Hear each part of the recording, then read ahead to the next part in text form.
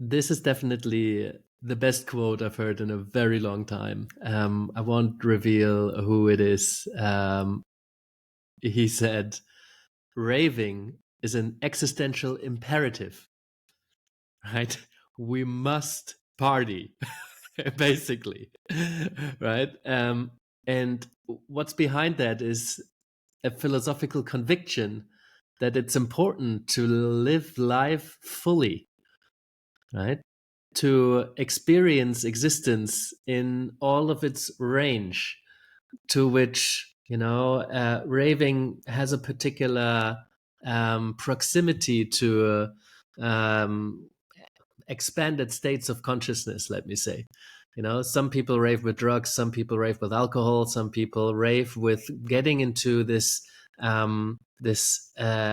exciting, ecstatic state through dance, through being with people, through music.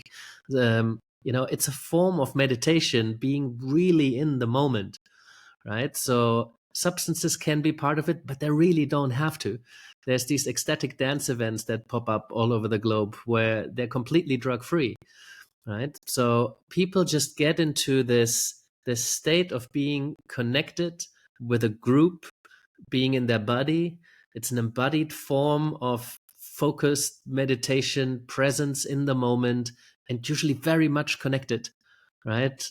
To the music, to the DJ, to the people that you dance with. So whatever raving is for you, it's not just listening to music, it's not just dancing, it's really getting involved and letting yourself go, right? And that being an existential imperative really speaks to the idea to experience life throughout the range of what it can be. So I love that quote for that reason. And that's the invitation to, what does it mean for me to live life fully? It might not be going to raving dance events, right? But what is raving for you? What's the equivalent of having that kind of presence in the moment, connected in your body? Which parts of life, which part of the range of human experience have you not tasted in a while, or perhaps never tasted? I think there's always some risk as well, depending on how far we go with the experience, right? So I don't want to encourage everybody to try out all the experiences that life has to offer, because all of life's experiences come with some level of risk, right? So I've never been wingsuit diving, and part of me would really like to go, but I also know that wingsuit divers die sooner or later, so that's a big risk to take, but I like to experience it.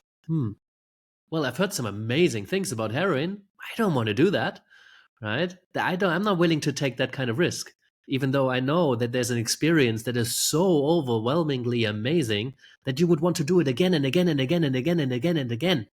That's what makes it so addictive. So is part of me tempted to experience that? Yes, of course.